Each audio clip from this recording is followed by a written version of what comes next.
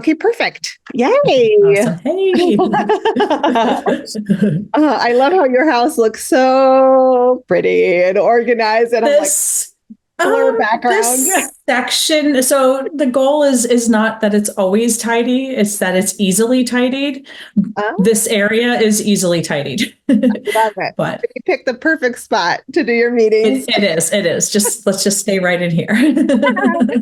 All right. Well, welcome everyone to this latest episode of the IAFM pod. Our guest today is BrandiKhoury, and she's this incredible woman. We've known her for a little bit. Chris, I think, knows you for a lot longer than I have. We used to pass each other in the car dropping off at preschool and wave, and we didn't know each other, and we didn't have a Jeep, and he had the Jeep, and so he would do the Jeep wave to us even though we didn't have a Jeep, which was very sweet and very cool. So we didn't have a lot of face-to-face interaction, but we used to pass each other at drop off all the time. So funny. Oh, anyway, well, Brandi is the woman behind is the full name An Organized Home is Bliss? Is that like, or it's MinimalIsBliss organization. Bliss. Yes. Yeah. So, I mean, certainly something that I need massive help with, because I feel like we all kind of need it. Yeah.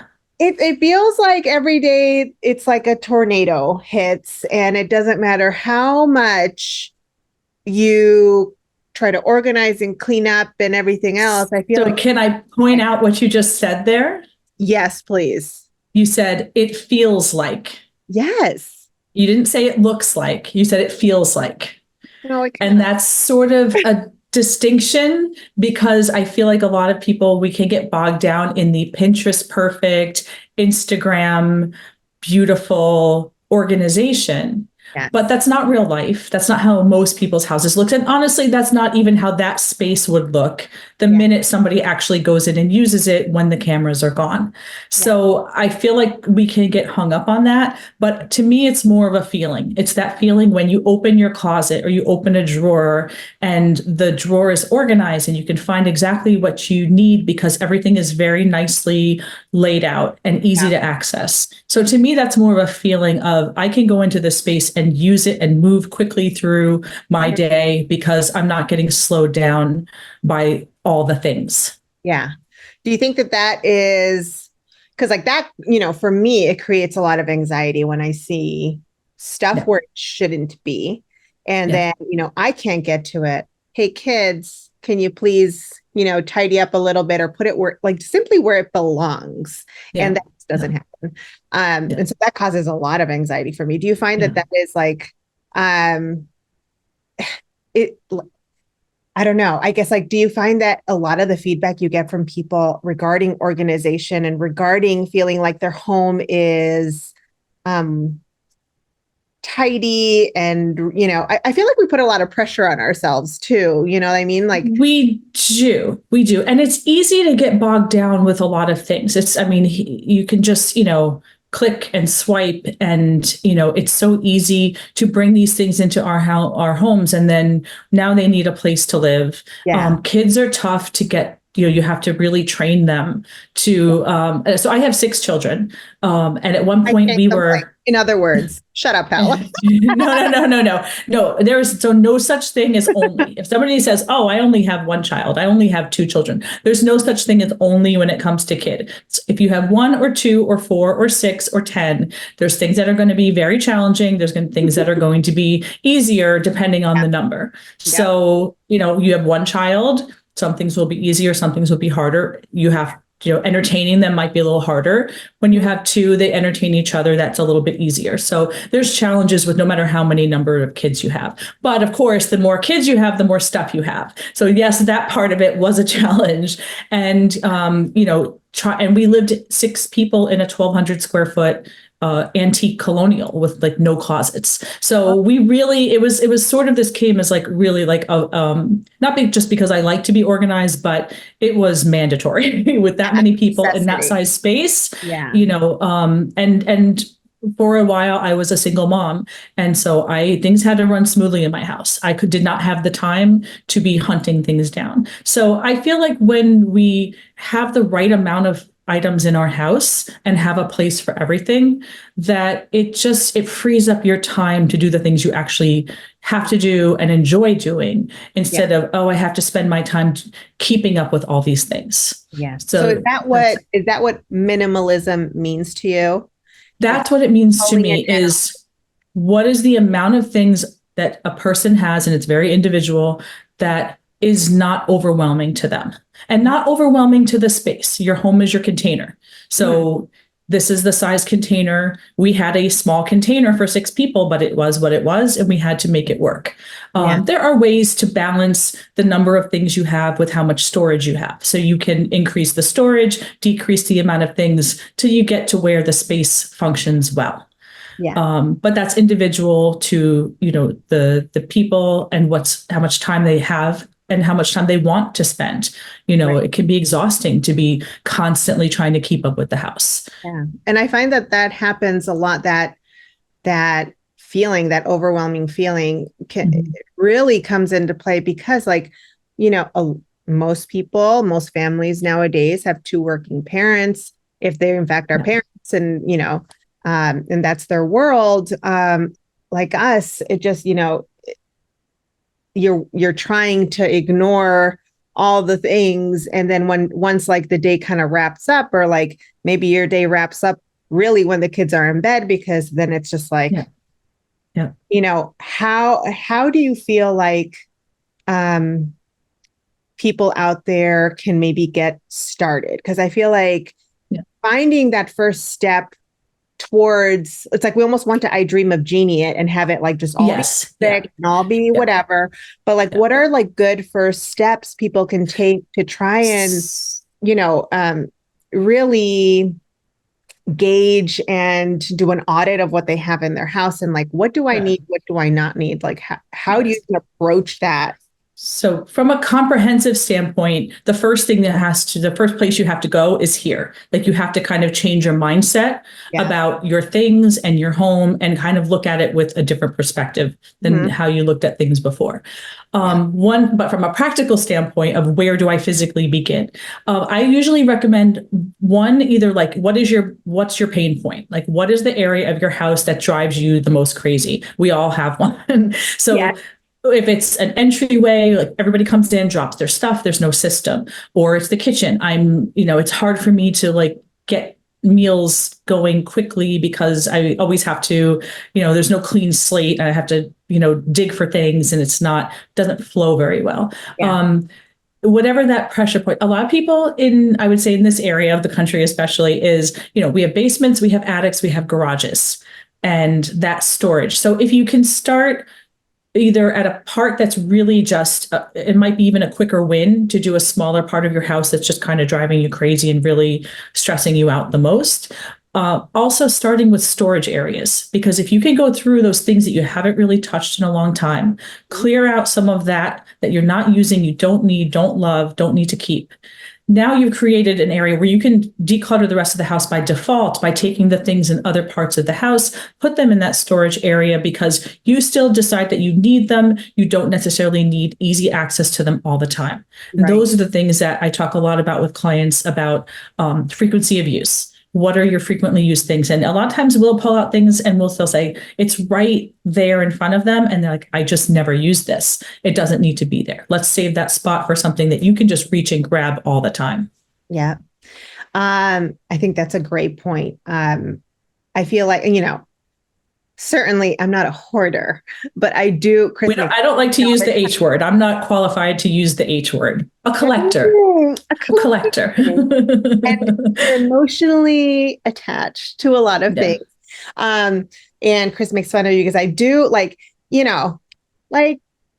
like to keep the kids' artwork, and a lot of parents do that, right? They keep the artwork, but then you also want to display it, but then there's just a bin full of crap, and then it becomes like, what is this? Or, I know I'm talking about kids a lot, but that's like my world, It's a lot of our worlds. It's a lot of our worlds, and kids have a lot of things, and kids seem to have attachments to things the, Oh, the most random little things that I would say my advice is that I give is you can do that, but contain it. yeah. Have one area where this Okay, is where we great. display our artwork. Yeah. No. One box. And once that box is full, now it's time to edit it. If Yeah. you put limits on it, then you can do it. Just don't have like a giant bin where everything just gets randomly tossed. And then it's not going to get looked at again. If everything is considered special, then kind of nothing is. So really That's a great point. save the things that really are special. There's always going to be more where that came from when it comes to kids and artwork. So Yeah. you will have no shortage of artwork. There are a couple of things you can take pictures and then send them and have them made into a book. And then like Oh, of that's the a great greatest idea. things, take pictures Yeah. of things, send them and have them printed into a book. There is a company called Archive where they send you a big box, you load the box with the things, and then I believe they print out the book and send it to you. But I think we've done it before with just like a Google Photos where, just you send it to them and they, you Yeah. pick the ones that you want and make an album on your phone. And then you can print a book out for them. And that'll take, for each year, possibly. That's a lot of pressure taken Yeah. off. We've done the same thing. I did it with clients with stuffed animals. She was getting older. She was ready to let go of the stuffies, but they had memories for her. So she wanted the memory. She didn't necessarily need the stuffed animal, but she wanted the memory. Yeah. And they had names and everything. So we did a photo shoot in a cool chair in her bedroom, and she arranged them by clusters of stuffed animals. And we did pictures of all the stuffed animals in the chair. And then her mom was able to print them out. And she had a book of all the stuffies that she had when she was little and the ones that she was ready to let go of. She could still look at the book and remember them and remember, the stories and the names that she had for them. That's really cool. Because I was going to ask you, how do you, because, and there are instances, that as a parent, you kind of have, while they're not looking, you kind of, and you yes, or if it's seen its day, then it just gets tossed. As they get older, that's a slippery slope, but yes, we do it. So is there, for kids who are kind of attached, do you find that is still a way that you kind of manage the clutter with them, making those decisions? Yes. Or is they should be involved in it? They should be a part of it. Yeah, the older they get, especially, they should have a say of their own belongings. But again, like we do with everything else, put limits on it. You can keep whatever you want, whatever random little rock and leaf and twig you want to keep in this specific box. Yes. When the box gets full, you have to go through and get rid of some things. Yeah. And that teaches them to edit their own things and have an awareness of what they keep and what really is special to them. Yeah, absolutely. My kids will tell you, they help me go through their playroom. We don't play with that anymore. We don't need that. I organized their cup drawer yesterday and I opened it and showed my son and he's like, we don't use the tops to those cups anymore. I'm like, okay, we don't need them anymore. Yeah. Do you find that it's good to have, everyone talks about there's spring cleaning. So come spring, I do this, Yes. Are you in like the mindset of like every quarter, every few months, I'm going to actually. There are some times that I feel like, one thing is New Year's because a lot of people are home that week. The kids are home, you're home. It's a good time for everybody to kind of like, okay, let's take a day, go through your room, edit some stuff out. You're putting away Christmas decorations and maybe bringing out other decorations. Okay, do I really still love this? Do I really still? And that's, when I ask, like, do you use it? Do you love it? Do you really need it? Do you love it? And do you use it? Well, especially when it comes to clothes, people will say, I love this shirt. When's the last time you wore it? Maybe 2 years ago. Yeah. So you might love it on the hanger, but you're always choosing to wear something else. Correct. So maybe you don't actually need this taking up space in your closet when you can have things in there that you actually wear and use. Yeah. So, I feel like that's me a lot. I have a drawer full of nothing, like just a drawer full of things that teachers that I'm like, oh, but I remember who gave it to me, or I remember like this is for a special event, or and I just hang on to them. So you can have that I'm not either limited, either as like this one section of this drawer is for my shirts that are memorabilia clothing. I have t-shirts and like concerts, things like that. Right. And you also have to decide how much space do you have and how much space can you devote to that. Do you have the space for it? If you really don't, you really got to just pick a couple of special ones. Yeah. Or take a picture of them. Take a picture of the shirt. And you want the memory. If you don't wear the shirt, my shirts, right? If you don't wear the shirt and you just keep it for the memory, you just want the memory. Right. Yes. That's so if you just want the memory, then you need something else to trigger the memory without physically holding on to the shirt. That's so interesting. I love that approach. It's really being honest with yourself on it's being honest. Not. And do you see how we're talking like a little bit about practical things, but a lot of it is about the mindset of it and like the feeling of it. And it goes a lot deeper than just, I want my space, my room to look pretty and clean. That's a big part of it from a practical standpoint, but there's a lot of things you have to, change about the way you look at your items when you're doing decluttering. This is sort of my mission for this year is it's not just, how can I make my space look better? It's just like, how can I not get back to this point? You have to kind of change the way you look at your things. Otherwise you will be reorganizing and decluttering, indefinitely. And I feel like a lot of times where I hit walls is sometimes I feel like I have, these are things that I actually need, or supplies that I actually need, whether for work, for school, for whatever. Right. Mm-hmm. But I feel like I'm simply not displaying it the right way or organizing it the right way. Yep. Maybe I don't have the right storage style box or whatever it might be to keep it either, not just organized, but like, do I want it on display? Do I want it kind of hidden back?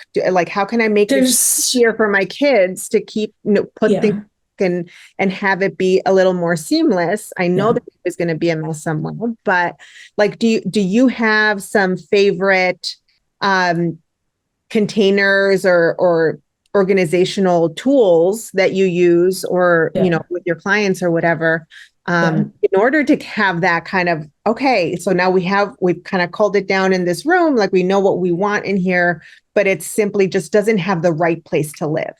So have any suggestions with that? So one big thing is insides of doors. Open up your closet door. Is there anything on the inside? Are there hooks? Are there, some kind of an organizer? A lot of people will have like the shoe organizers, the shoe pockets on the backs of their doors, but really you can do it on almost any single door if you need the space. Inside of bedroom doors, insides of your closet doors, inside of bathroom doors. If you have a tiny bathroom, I worked with people in Manhattan, tiny little bathroom. We had organizers put on the insides of their bathroom door, and it, doubled, if not tripled, the amount of there were 3 people sharing one little bathroom. So,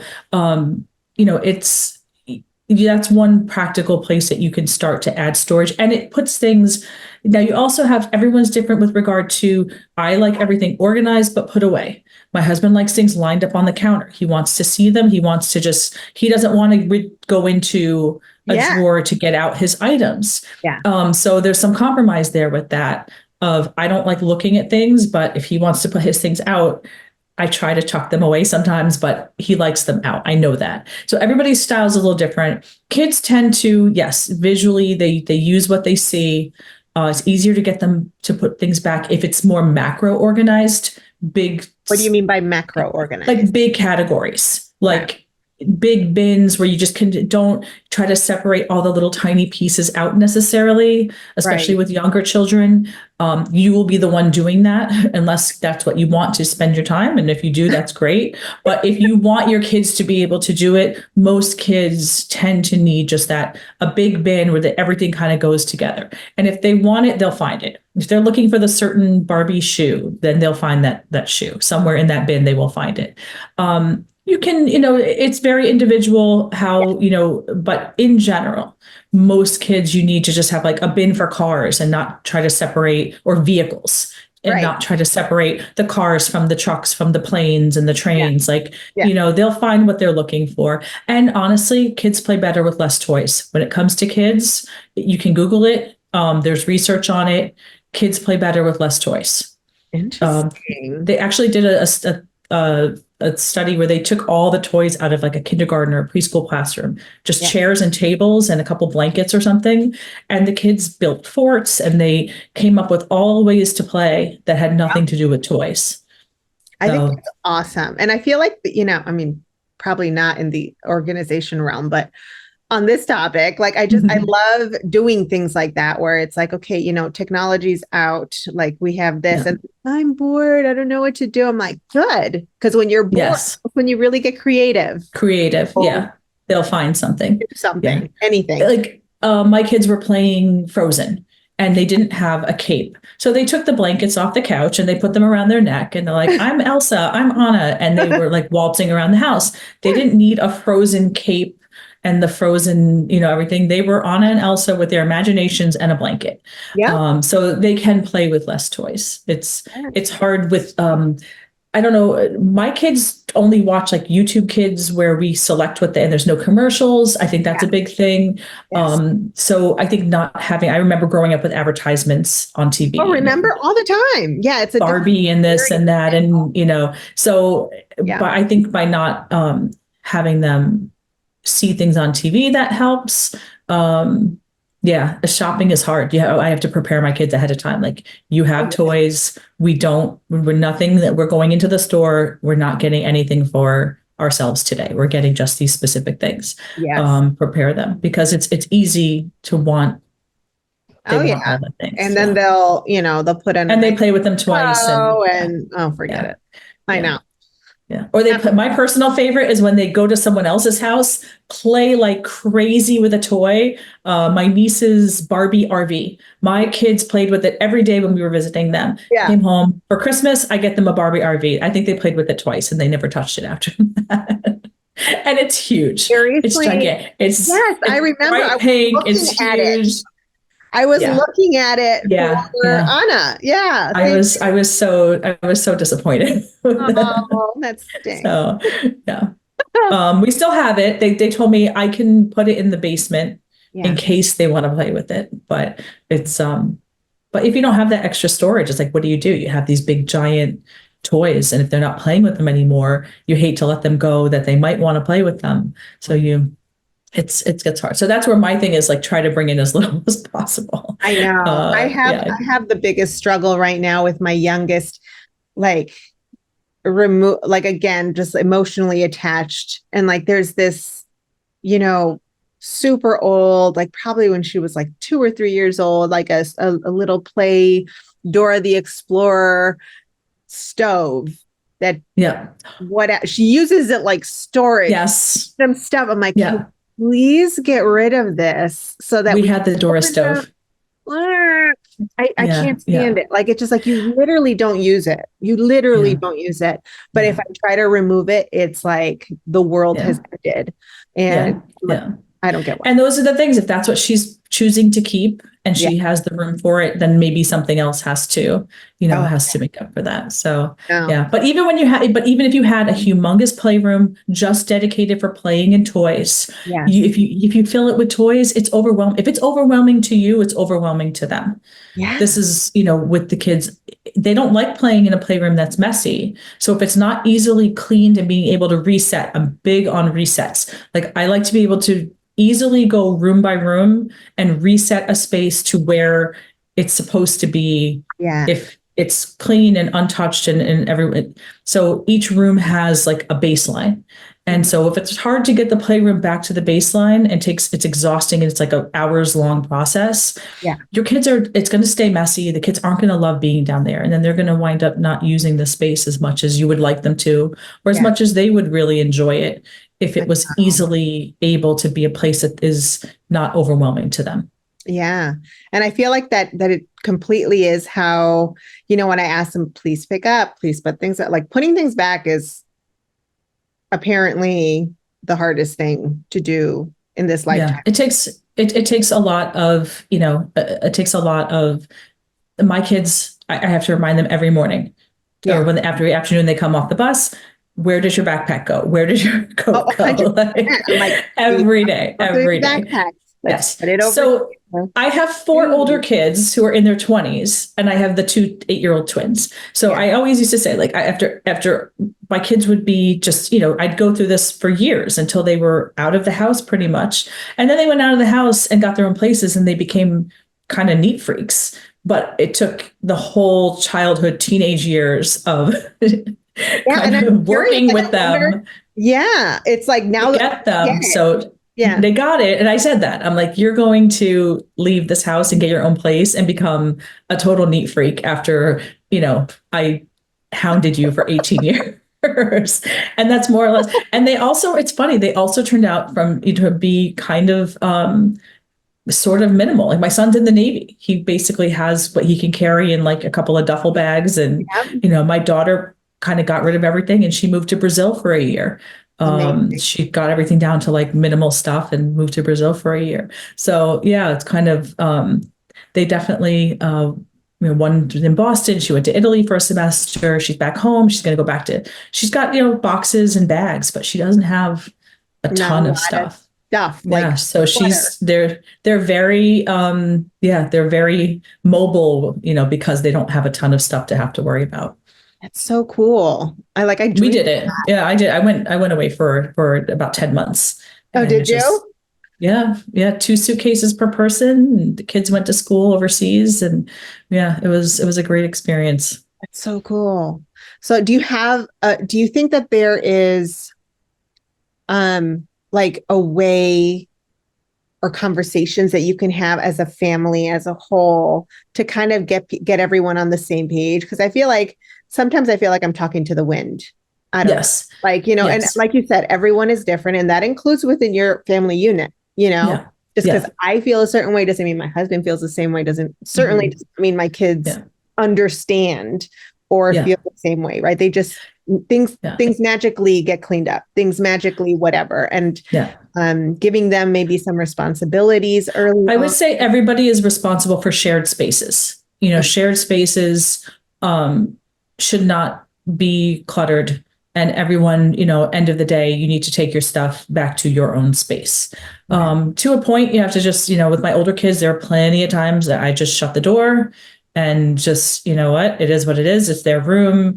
And then we'd go in and, rake it out every so often. But Yeah. in general, they had but even the girls shared a room. So they had a shared space, and they used to kind of drive each other a little crazy because some were neater than others, and some people were messier than others, and so there was some conflict with that. Yeah. But if they have their own space, again, there's a minimum amount of cleanliness and organization that has to be kept. But they can have a little more freedom in their own space, but common spaces and functional spaces, bathrooms and kitchens. Those are areas where you're there to do something specific. Yeah. And those need to be, put away your stuff when you're done. Respected. Everyone has to share this space. And I need to come in here and be able to do what I have to do and not work around a mess and not have to, there's no space on the counter because everyone left their stuff out on the counter. So shared spaces should be respected. I would say that's my number one thing. That's a good way to put it for them too. Because it not only makes them accountable and aware of their own belongings or like their messes, but also how that affects other people. Correct. How it affects people around you, and that it really does trickle. There's I used to tell my kids they were going to be like, you do not want to be going away to college and like drive your roommates crazy because you're like the messy roommate. I know. No way. I would lose it. Oh no. Yeah. I Instead, know. they wound up having messy roommates every now and then. Like, Mom, you were so right. Can you believe they left their clothes on the floor? Yes, Not really. Yeah. I love it. Oh, so what do you find is like one of the biggest challenges maybe that people encounter when you first meet with? Is there something that unanimously kind of comes up when you first meet a client, or when by the time they call me, it's because they've reached that point of overwhelm. Yeah. And they want organization, they need it, they don't know how to get there. Yeah. And so that's where, we work in blocks of time. even if you're working on your own projects, Yeah. don't, keep it, try to block off 3 to 4 hours where you can more or less complete it or have a good stopping point. Yeah. The decision fatigue is a real thing. And after 3 to 4 hours, my clients, I tell them we're going to stop at 4 hours, because afterwards you're going to look at me and say, lady, stop asking me, like, no, just get away from me. Like, stop asking me questions Well, it's about this stuff. You just important you don't want to make a decision anymore. So to manage your own expectations, even with your. it's exhausting to do, like, plan on like an all day basement clean out, you'll get tired physically and mentally, to be honest. So that can be a tough thing in the beginning. It gets easier the more you do it. When we do like whole house projects, we spread it out over time. I would say that the challenge is like just you're overwhelmed and you don't know where to begin. So my recommendations are usually start at a storage area, because then you can move things down to it later and then deal with them later down the road. Start with whatever is the part that is you're going to feel the most relief when that area is finished. Yeah. Block off 3 to 4 hours, but try not to go more than that. And if you can get help, it doesn't have to be a professional organizer, but whether it's another family member or a friend or someone who can, I have found that when someone else is looking, you make decisions. You look at another perspective. Should I keep this purse? I don't know. I don't love that color. Yeah, you know what? You're right. Like I've never used it. I like it, but I don't love it either. I'm going to let it go. Whereas otherwise you might just let it sit there and be like, oh, it's fine. I have room for it. But just because you have room for it, if you don't use it, then why? Exactly. Let someone have it who will use it. Extra stuff. So like, speaking of that, do you find like Fairfield shares, for example, I find that I'm constantly, using love Fairfield shares, right, as a way to like Fairfield shares, cycle stuff or like it, and it's also, sometimes I'm in the middle of auditing or whatever you want to call it, like what I have. And then I realize, oh, I have this bunch of stuff. And then I go on Fairfield, like wishing for, like, let's say that hangy thing you have behind you, that circle, like I need something to house this in that makes sense. Actually, because one of the biggest things that I always say is like, it bothers me when a room or my house or whatever isn't like, I have things, but it's like my rooms aren't designed or thought about. You know what I mean? Like I haven't thought about really like, do I like the wall color even? Do I want texture? Do I want wallpaper? Do I want like expressing some sort of feeling or emotion like in these set spaces that we've created for ourselves, right? Whether it's the living room. I think it's hard to get to that if you don't have that semi-clean slate of this is what I have because this is what I need and love and use. So and I think once you get it to that point, then you can say, okay, now that this space, like I could use this wallpaper, I could use this different, decor, because you have kind of a clean slate to start with. And this is how, like, and I have a blog if you want to, if you want to share that also. I have a blog post about like the 5 steps of how to, practically go through a space, whether it's a drawer or a closet or an entire room, the steps that you go through to organize a space. But I think from a design, and I'm not a designer, I learned from, a couple of friends who are designers, and I picked up some pointers and things like that.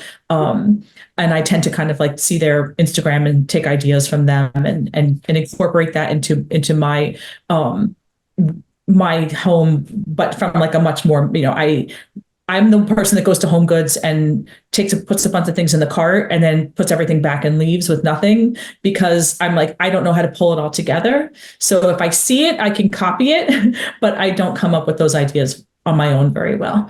But that's why for me, the best design for me personally is that minimalist, just, it's got a little decor, but it's mostly just, I need to live in this space. Like I need to live and work and function and do that and maintain it in a way that that's my gauge, is when things start to take too long to tidy up. That's when I feel like, okay, it's getting cluttered.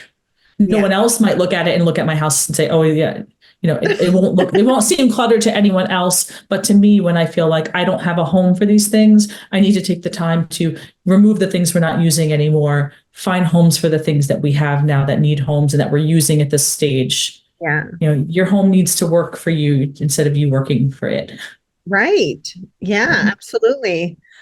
So do you work with a lot of clients like going to their homes? Do you work with people virtually even? Like how do you find? Mostly it's in-home service, mostly in-home service. I'm trying to add on more virtual. Personally, for the people that I work with, most of them, they need the date on the calendar and they need me knocking out their door. Got it. To say, okay, we're going to get to this project. And I'm prepared. So there's different types, then there's the types of people who just want it, they want someone to come in, do the bins, do the baskets, make it look very pretty. And they will have input on how how it works and how, but there's different, but some people, it might not look so much better, but it works for them better and they feel better in that space and they don't feel overwhelmed anymore. And that's all that they want. That's awesome. And I'm looking on your website right now. And it looks like you have like in your list of services, like what we're talking about, full service, right? Where you kind of come in and evaluate and help them in home, more of the virtual, do it yourself. It says here you even help them when packing, unpacking, and that you might have a subscription plan here. So can you tell us a little bit more about those last two? So the packing, unpacking was a lot of it would happen during COVID, during the shutdown. So I was still working in Manhattan because you could work as an essential worker and a mover was considered an essential worker. So I wasn't going as an organizer to just go and just organize, not so much, but for packing and unpacking projects in the city. And then unpacking for the people who left the city and came to Connecticut, I had several of those that happened. So that's slowed down a lot, although it is something that, that's something that is potentially something that a lot of organizers, I feel like, have shifted to, because to pack things, if you hire movers, I've seen what movers do. Movers, they came from the city and they came here and I unpacked what they did and it was kind of a free for all. So if you're packing with intention, packing the things you truly want to take with you and take the time for that, and not pack things that you're going to unpack and then decide that you don't want anymore and you just there must be like the energy and time and energy to move them and unpack them, and now you decide you don't want them anymore or don't have room for them anymore. So packing, unpacking is something that a lot of organizers, I feel, has shifted to, and this way, setting up the space. I've had people who have said, I'm unpacked because you want to get the kitchen set up quickly. You put things where they fit at the time when you're unpacking. And then you use the space, you use that kitchen as you unpacked it. Maybe that's not the way you really want to use it, but you didn't have the time then to do it. Whereas an organizer can come in and set up those systems from you from the start in a way that when you unpack into the things like this is we set up our zones and we add the any organizing product and organizers that will help make the space function better. And then now you use it as it's set up because it was set up with an intentional system instead of putting things and that should be, you should really try to do that in most of your, definitely in kitchens, bathrooms. Those are spaces where you're in there to do something. So try to set them up so you can go in there and do that and it smoothly, and it has a flow to it, and it doesn't feel like you're kind of, running in circles, in a kitchen because this is over here and that's over here. And, just because that's the way you set it up when you moved in. And sometimes you need that time to use a space to see where you want something like this is where 7 years in this house. And I feel like I'm just now. Probably because I didn't have someone like you, but also like, because it just takes time, like you're just living, you're doing, you're working. And I'm just now kind of being like, oh, I kind of get this space now. And I want this kind of this kind of a this kind of, Yes, this is how I use this space, and it'll be different for and everybody. it comes So together all of a sudden. it comes together, and then you have to set that up to yes. So an organizer will go in there and set that up, try to set that up for you in the beginning. Again, the way I might use the space might be different the way you use it, and that's why sometimes we might have, and with whole house projects I've had, and this is where the maintenance comes in. Whereas once we've organized the space, then now it becomes like a monthly, let's just go in and do that reset. Yeah. I had a client where she would order her Costco deliveries to be delivered before I came on our maintenance day, because then we could reset the pantry spaces with the things that had come in, That's from the smart. deliveries. Yeah. We worked together for a long time. We still do, but that was like a great, and that was, to talk about a whole house project. If you wanted to model this is you start with your storage area, remove the things you don't use. Now you can put things in there that you think you still want to keep. Yeah. You think you're still going to use them. Then you go space by space, and it could take time. It could take a year. This house, for a bunch of reasons, it had a lot of garage studio space. There was a lot of unusual large spaces, but we went through, and it took us months to finally get. And then at the end of about a year, we came back to that original storage area in the basement. And we pulled everything out. We went through it again. And the things a year later that she thought she would sell or use, or, that she might need, turns out some of it, we went through them again, and now it's been a year, and she's changed her mindset about her things. And she said, you know what? I don't need this. I actually don't.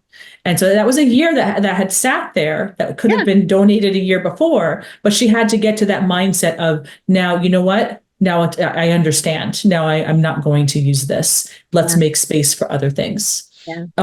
So it's a process. It's a process. It is. And it does take time.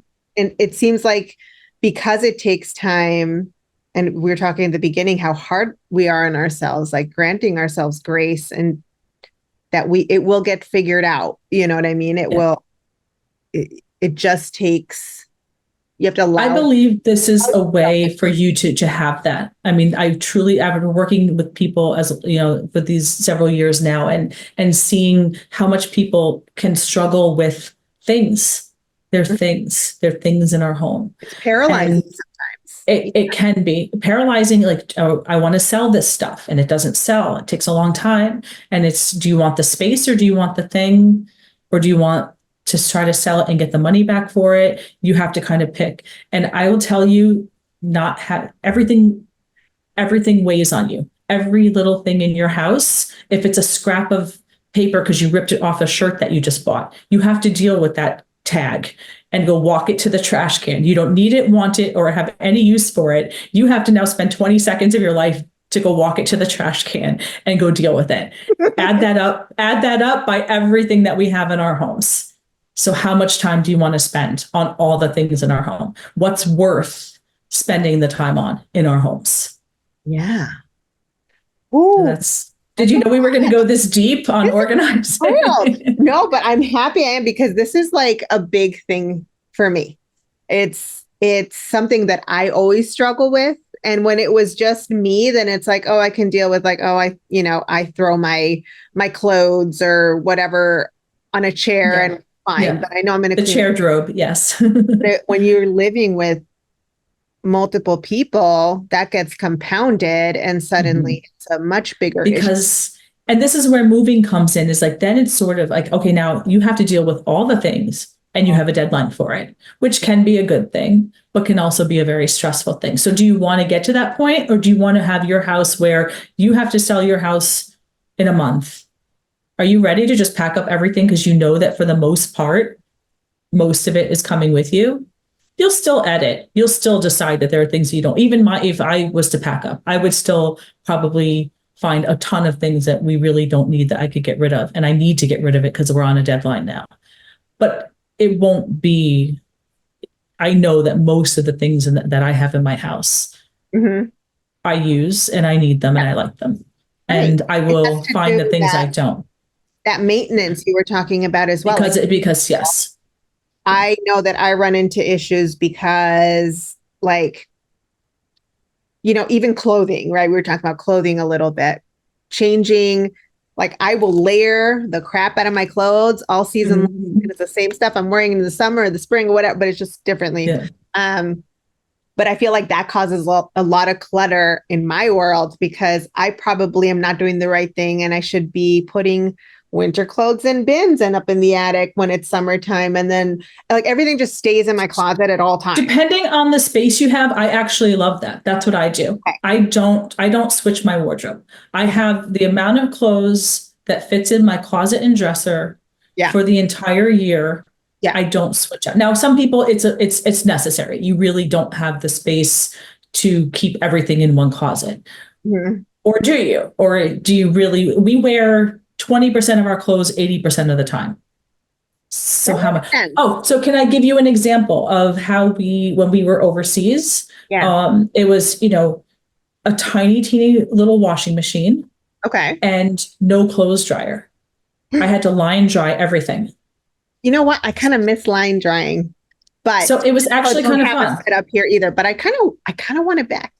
Yeah, it was actually, I do it in the summer here with some things, but yeah, because little load, like pretty much everything that we wore during the day is what went into the washing machine at the end of the night, and then wash it, dry, put it on the clothesline to start drying overnight, and it would be dry by the next day, and it would be back in our closets. So we were always wearing our favorite things. Those favorite things that you always go for first when they come out of the wash. We kind of always had our favorite things. So there's like your A team clothes and like your B team clothes. Well, if you wear all the A team stuff and you don't wash it right away, then you start going to the B team. I like it. I wear it. It's not my favorite. It's only while the other stuff gets washed. But if it's just I'm wearing it till the fifth wash. Well, if you just keep that other stuff with the laundry and that stuff is always washed, this is what we went through for that year. And it was actually didn't have a lot of stuff. Everything got washed a little load every day because you can't let stuff pile up because where are you going to put it to dry? You have stuff hanging on the chairs and like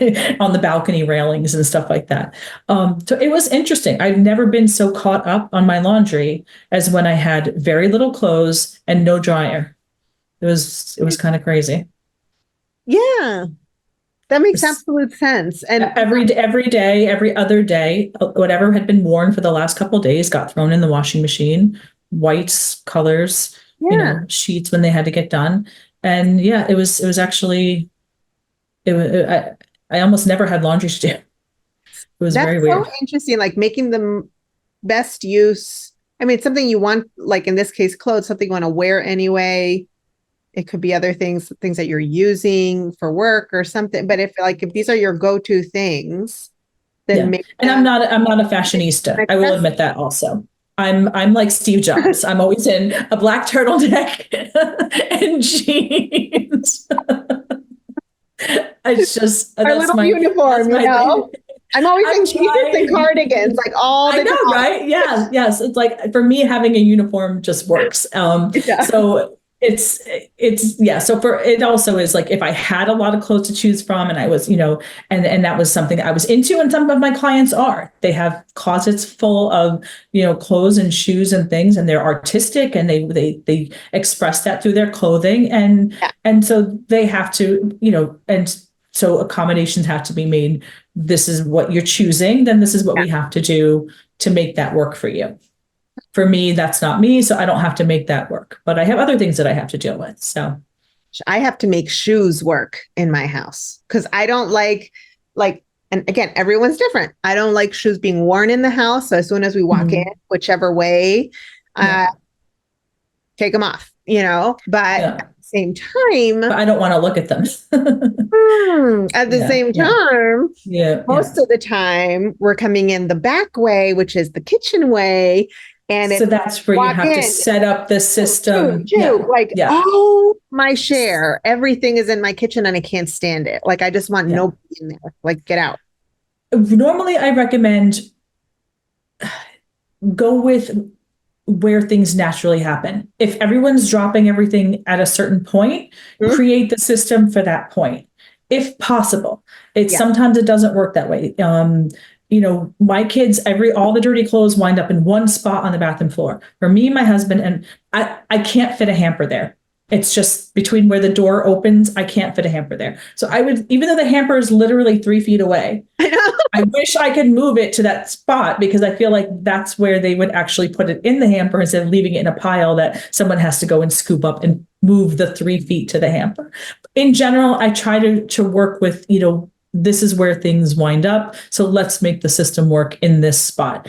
That's Doesn't smart. always work that way. If you're coming in the back door, you may or may not have room to set up what I call like a launch area, which is where do your kids go to grab their shoes, their coats, their hats, backpacks, create one spot where all of that stuff lives. Yes. Whether that's the front door, entryway, back door, and this is just another system that just makes things go a little more smoothly. Yeah. Then everyone knows this is where that lives. If you're looking for that, this lives in that spot.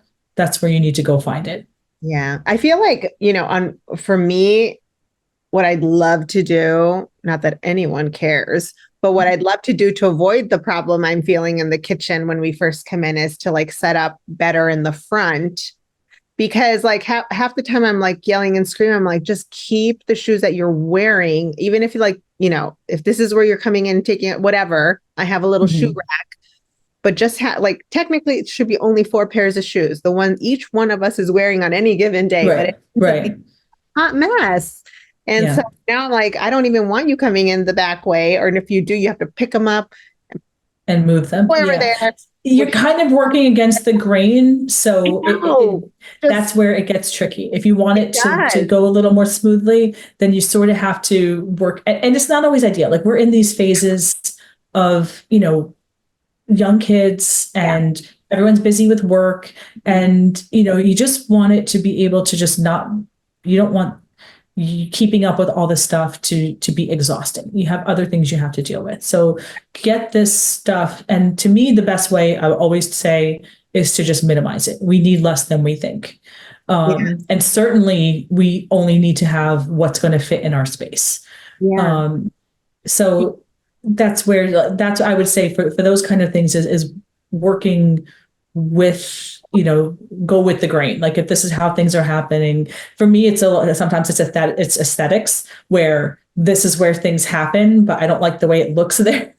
So I have to either deal with it myself to make it where I want it and how it looks, train everybody to do it my way, which again, going against the grain a little bit, or create a system that works with the way they do their, this is where they drop their stuff. Let's give them a place in this spot where they can drop their stuff. I think that makes a lot of sense now that you're saying it out loud. Because a lot of times, and I think that just adds to my frustration. It's when I'm trying to fix it and no one goes with my new path. So sometimes you have to meet them where they are. Make a system that works. That's where they want to put their stuff. Great. This is the hook. This is the basket that the shoes go in. This is where your stuff goes. Drop your lunchbox and your water bottle in the kitchen. And now hang your coat in this spot. That's how my kids have to walk in the door. You walk in the door and backpack, coat, shoes, lunch, snack stuff. It's a system. It takes time, but everyone will be better, because then you'll know exactly where everything is. If there's one thing I can't stand, I have no time to hunt for things. So it's gotta. That drives me nuts. Like when things get lost, and my house is pretty minimal, so it's hard for things to get lost. Usually if something's in this house, you can see it. It's not hard to find. So when something is not able to be found, that's something that makes me a little crazy. I know. I love it when, someone else grabs something, moves it somewhere, loses it, but expects me to remember where it is. Yes. Oh yeah, no. Mommies. What's funny is my kids would ask me, "Oh, where are my soccer cleats?" I say, "You don't know where your soccer cleats are?" I'm like, "They're upstairs in the bathroom, behind the bathroom door, because when you came home, you wore the cleats in the house and you went upstairs to take a shower and you left the cleats back there. Like, how come I know where they are and you don't? And your cleats, you left them there." I know, waiting for them to pick it up. It's like, but how come I remember where you put them and you do not? It's all women. I think moms have like a tracking device where we are the go-to trackers We are like like Find My iPhone. Yeah. We're like, And half the time it's find just, did you find look? my, yeah. No. Oh, I'm like, look with your eyes and not with your mouth. Yes, absolutely. Oh my gosh. I feel that a lot. Don't ask where it is, go look for it. Yeah. So yeah, there's a lot going on. We have a lot going on with our stuff, and getting it as streamlined as possible will always be I will die on that hill. That's Yeah. just like less is more. Yeah. Just you need less than you think. We Yes. don't have time for dealing with all the things, and go with your kind of like, with your feeling, not just necessarily how it looks. It might not always look great, Yeah. but you want it easily tidied, not always tidy. Yeah. And you want to be able to find things. Everything has a home. That's organization to me. It's Yeah. not the Pinterest. It's not the Instagram perfect pictures. Hmm. It's, can I find things in easily? Do I know where everything is Yeah. quickly? Yeah. Without having like, oh wow, where did I put that? No, I know where I put it because this is where it lives. And just we need less than we think. We just don't want to. Once you don't deal with things, all the things, it's you realize that you have. I'm actually probably minimalist because I'm not, because I love working on my house so much. It's because Yeah. I'm lazy. I don't want to deal with all the stuff. I But don't want to deal with it. And it I must be found so a nice. great So, piece. I found it a great when we moved to the bigger house, when we had the twins and we moved to a bigger house. So now we actually had space. Everybody was able to have their own room, and we didn't really increase the amount of stuff we had beyond the stuff that we needed for the twins. And it became like, okay, this is the right amount of stuff for this amount of people in the right amount of space. We don't yeah. have a huge house, even though we had a big family. It was just enough space, and it was easy to maintain. And that's where, for me, as a, that became critical with having babies and teenagers, and having to go a million different directions. I didn't have time to deal with stuff. And so I've kept that, even though my 4 older kids are all gone and out of the house. Yeah. I want to keep that. Yeah. And that's an interesting point too, where I feel like a lot of people, like, let's say they do have to, upgrade their home and get into a larger space, or, it's almost like you feel like you have to fill it instead of simply Instead of finding just, finding a home yeah, for what you have, you yeah. know? Instead of making it where now I have the space to just line things up on the shelf, nothing's crammed. But then Right. you start bringing more stuff in because you think you have the space, and now those shelves get crammed up with stuff And it's again. not necessary. Yeah. And like I said, everything has a weight. Everything takes some of your time and attention. Yeah. So how much do you want to devote to the things versus other things that you want to do? And how do you find, so people who are looking to maybe, remove some of the extra stuff, and who are looking to visually declutter their home, right? In the sense of like finding those hidden storages. So you might have, like, for example, I have a TV stand which has some like storage doors. We have closets, they're small. How do you find that you have a system, like, let's say for closets and stuff, like making the best use out of your closet space, like storage within the storage space? How do I, storage within the storage? It really, that becomes very, no 2 closets are the same. Right. No 2 closets, no 2 kitchens, no 2 bathrooms. Nothing is ever copy paste. So the process is kind of what I have to stick to, which is you pull everything out, you pile into different categories, purge and edit, go through, decide what, and pulling things out is key. If you just look at your closet and flip through your clothes, you probably won't. If you pull everything out, separate it out into your room by category, then start putting things back in, you will have a better view. Like, oh, wow, this shirt has a hole in it, or, oh, this has a stain on it. I didn't notice that before. You know what? Now that I'm looking at this, I'm going to try it on. I don't think it fits that great anymore. And once you start, so then now you purge and edit what the things that you don't use. I don't wear this. I love it. I don't wear it. Let it go. Then you make your plan for where you want to put things based on frequency of use. What do I use the most? I'm in athleisure wear most of the time. So the things that I need easy access to are my gym clothes and leggings and things like that. Comfort. Yes, comfort clothes, my gym clothes and things like that. That's the stuff that I have like in the drawers, ready to go, very easily accessible. So just make your plan based on your frequency, what you use the most. If I had business clothes and work clothes that I had to get dressed up, then my gym clothes would be probably tucked away somewhere, and things that I would need for work would be more, front and center. Then you make your plan, then you start placing things. And you might have to go ahead and then you make your purchases, I should say.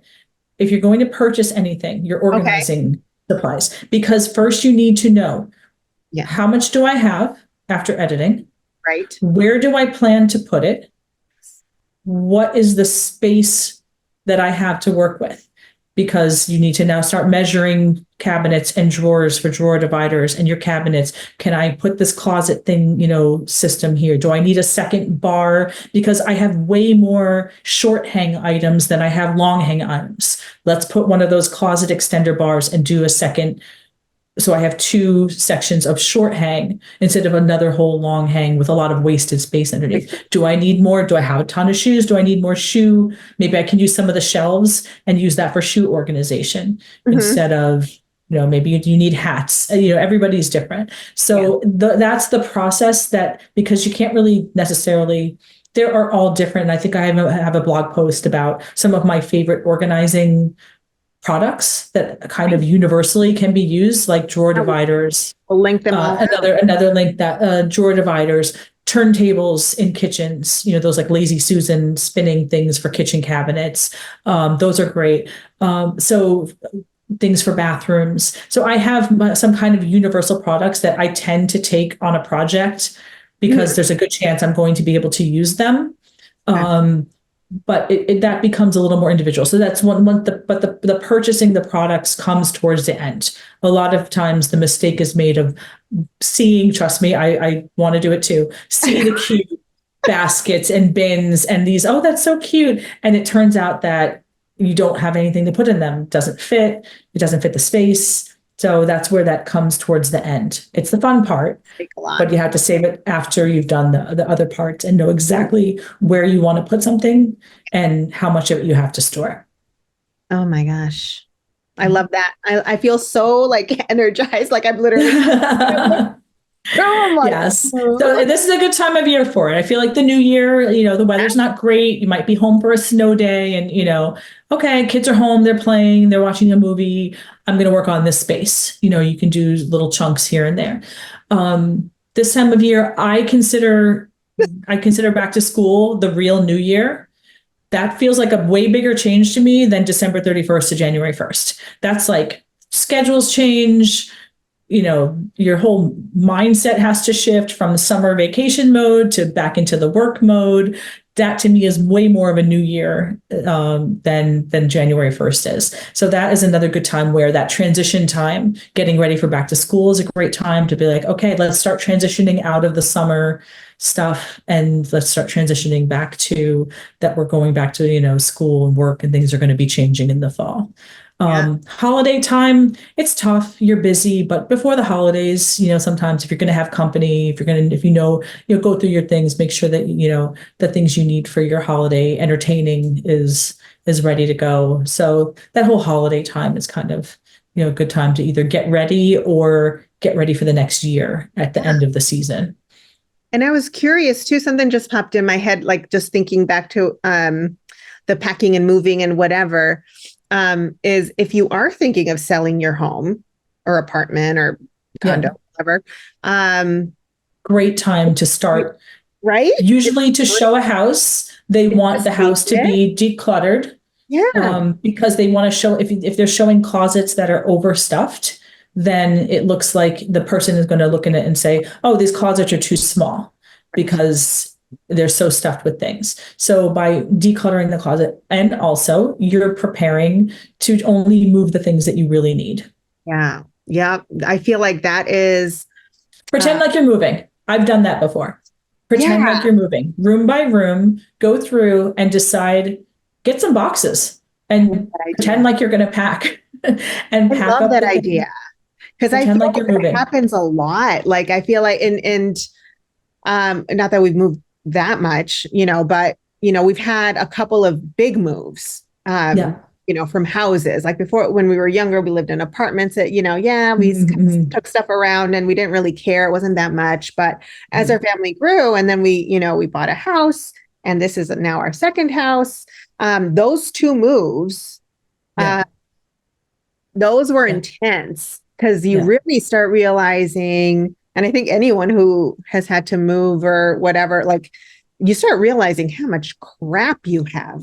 Because it comes in so slowly. And this is where I tell people when we're organizing and editing, like it didn't all come in at once. It's not going to all go out at once. This is a process and it's going to take time.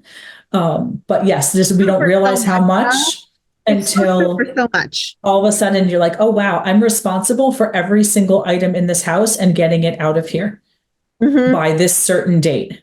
Mm-hmm. Yeah. Okay, how's that going to happen? Yeah. And that's when you might realize, oh wow, I have a lot more stuff than I would plan to take with me. So if you wouldn't plan to take it with you, why have it in your space now? That would be my question. Yeah.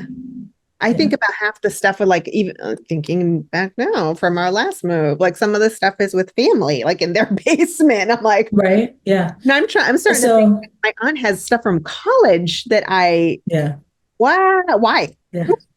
I feel like we think about clothing a lot because clothing is very, there's a lot of transition with clothing in sizes, in seasons, in fashion, just style. Oh wow, this is like, oh, I don't wear skinny jeans anymore. I don't wear these wide-legged jeans anymore. Yeah. You know, I would never have kept my old wide leg jeans in anticipation that wide leg jeans would come back. Even if I had kept them, they probably wouldn't fit me. Unpopular opinion. I'm not a huge fan of saving all the baby clothes for the next baby. Save your favorites. Yeah. Save your favorites. Save like the buntings and the boots and like the things that don't get a whole lot of wear.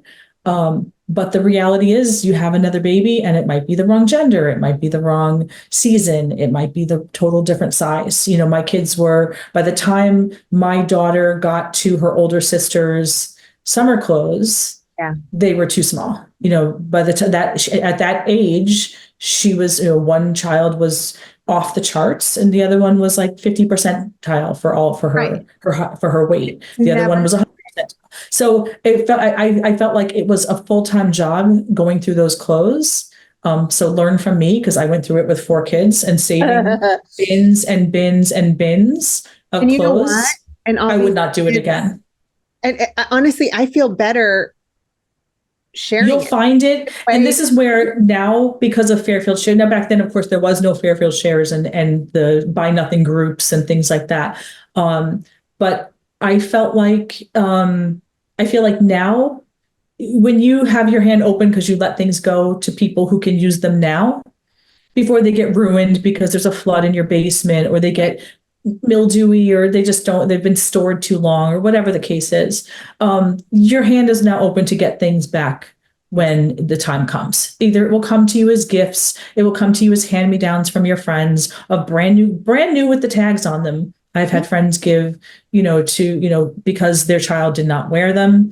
It will come to you. It will come to you. So, I feel that it's not necessary to hold on to, again, put a limit on it, a bin or 2. When you need it, you'll get it, especially now with, and I hope it stays this way. I hope that, it never comes to, look what happened with COVID. I was telling my clients in the city, store your stuff at the store. You don't need to go to Costco and buy, her parents were bringing her Costco sized things of paper towels. And she lived in a 1-bedroom New York City apartment. And she had so many paper towels, so much toilet paper, so much, paper goods. And then COVID happened. And I texted her, I'm like, I'm so glad that you have all that toilet paper and all those paper towels and all that stuff. She's like, I know. It's just like, thank goodness I have all this, like the stash of things. But, but in general, I feel that when the time comes and you need those things, that they'll come to you. You'll I find them. I You'll agree. find them.